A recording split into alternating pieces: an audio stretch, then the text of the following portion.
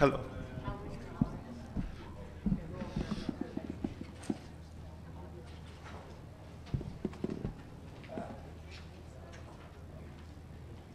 Okay, ready? Okay. Thank you very much. I'm here with Karen Zayd. I'm very happy because she returned to the Commission after 1 year working with the Secretary General in the Refugee Summit. Then I'll say something about what we did at the Security Council in the ARIA forum. I was very glad that yesterday we had breakfast with ARIA himself, Ambassador Diego Aria. It was very agreeable to meet the ARIA in person. Parties to the Syrian war continue to put their interests ahead of those of the civilian population.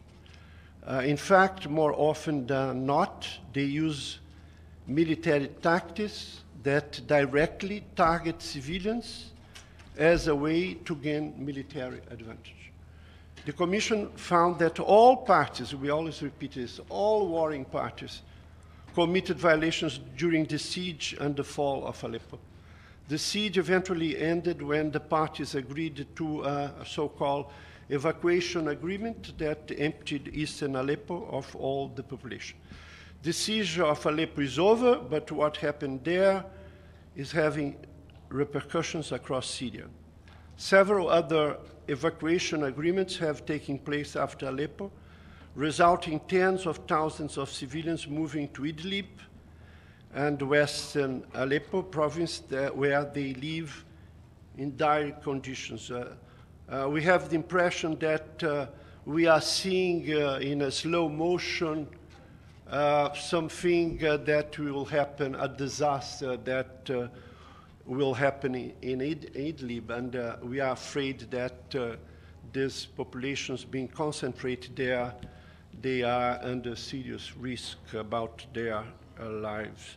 But Aleppo has also resulted in further radicalization of some armed groups. One of the new formations, Ait Tahrir al-Sham, or HTS, united the terrorist group Jabhat Fatah al-Sham with a number of other extremist armed groups.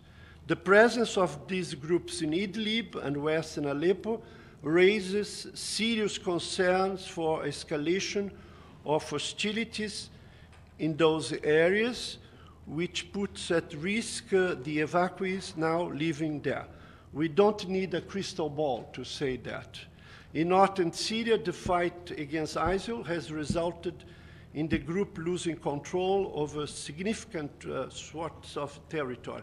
But even as ISIL lose ground, let's not forget that there are multiple parties contesting the same territory, which further puts civilians at risk. The Commission continues to investigate allegations of chemical weapons by parties to the conflict. We recently documented the use of chlorine in our two last reports. We are now investigating, since the following day of this incident, the alleged use of sarin or sarin-like substance that killed almost 100 people in Khan Shikhanum. This is our mandate. We have the mandate to investigate any war crime or human rights violation, and we are also conscious that the majority of the victims of this conflict have not perished because of chemical weapons attacks, but by conventional arms. Okay. Thank you. Thank you for the briefing, Commissioners. It's Pamela Falk from CBS News. You've talked about accountability. Can you flesh that out? Were council members interested in how to hold parties accountable who are responsible for these attacks? I think it's a good moment, and there were several questions about that, because, as you know, the famous triple I mechanism that will prepare a case. It's not the prosecutor's office, but we see this from our perspective as a progress. And I think that several member states are very much supportive of the mechanism. Thank you. Ali Barada from France 24 and An-Nahar newspaper in Lebanon. My question is about the mentioned list by your honor. For several times you mentioned a list of possible criminals, war criminals in Syria. Isn't it about time now to put it to the public, since you haven't been effective all the way along your work for several years now, and it's not working? What should you do for your commission to work? We don't think that it has any advantage to put this in the public. Now we have this mechanism, and of course, if the mechanism will request us, we'll be happy to share with the mechanism, because they are the appropriated body to prepare the case against the individuals or the units that are in this list. But the list continues. We update the list. It continues confidential. Nobody believes, but the High Commissioner for Human Rights, never any High Commissioner saw the list. They are in a safe with 2 keys, very impressive. And then, when the mechanism will ask, we'll be ready. Do you have that chain of command? Sorry for just whether you have the chain of command for this list? The chain of command for regular forces we have. The chain of command for the armored groups nobody has, and our investigation is very limited on this matter. But this will help. Thank you very much. Mr. Pinheiro, and welcome, Karen. Going back to the whole issue of accountability, have you actually been working with any governments, any larger bodies, to talk about the kind of court that could actually be set up to prosecute alleged war crimes and crimes against humanity if the Security Council does not or cannot or is unable to actually refer a case to the International Criminal Court? Well, you know, from the beginning, you've probably heard us say that many times, from the 6 or 7 years ago when we started, that what has to happen with our information is that it has to be turned over to the, we've been saying, the ICC. Now we have the IIIM, the mechanism, who we think will take forward this sort of information. We're waiting to have some contact with them and to see what they think they will do and how they will work with us. But it gives us some hope that things will be moving forward towards some kind of prosecutory mechanism. And the other level, yes, we cooperate in confidentiality with the judicial authorities of some countries that request information about a specific case. We are doing this for the last 2 years. Then we have some training about what we'll do with the mechanism. Hi, you said you'd be investigating Khan Sheikhoun. Are you going to be requesting on-the-ground access going into the site of the attack?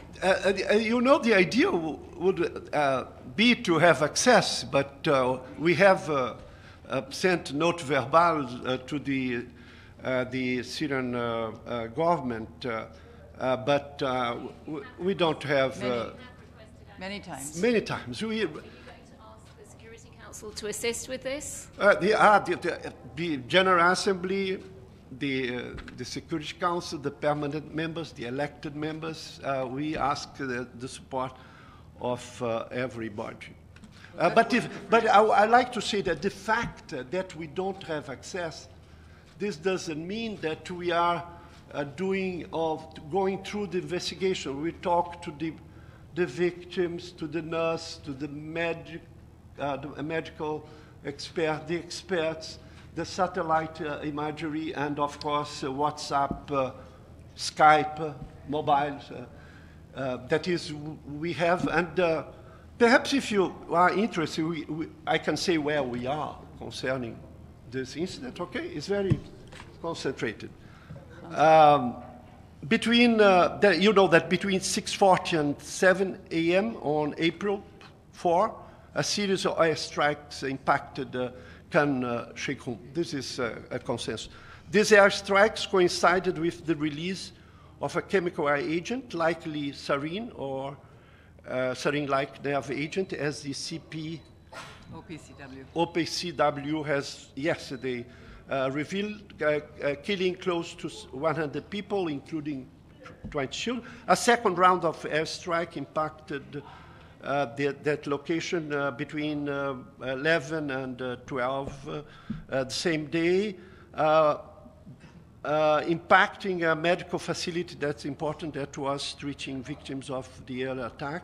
The Commission continues to investigate all avenues and explore all theories, there are so many, regarding the release of this nerve agent and all other incidents in Khan Sheikhoun on that date. We conducted and are conducting, as I said, interviews with eyewitnesses, victims, medical professionals, military and chemical weapons experts, while simultaneously collecting and analyzing photos, videos, satellite imagery, and other materials, which will all be thoroughly vetted for credibility and reliability prior to making our conclusions. Besides that, we send dozens of note verbal to the countries so that they can share intelligence reports or any information that they have about flight.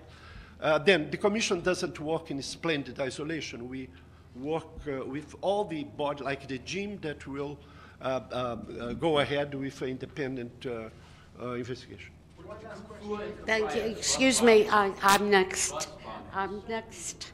Excuse me, Professor. The bus bombing, we just, in our, I think in the speech to the Security Council, we just mentioned that, and we are investigating, but I don't have any specific. But we think it's exaggerated. Professor, right. Thank you for the briefing. Evelyn Leopold. Are you saying when you investigated the April 4th strikes, have you come to the conclusion that the planes were flown by the Syrian military? And secondly, by mechanism, you're talking about the General Assembly process, yes? No, we didn't have identified what Air Force was able to do these attacks. We just concluded that they have occurred. You read the report that the U.S. intelligence put it that public, that everybody can read it. And we read everything. But, and what do you think about it? But not yet. We are not in a position to reach a conclusion. But you have an idea about it. Excuse me? You are not in the position to reveal what you think, but you have. What I can review is just what I said. We are going to report this to the Human Rights Council. Okay, thank you. It was great to see you since 2015. We had not an area. See you.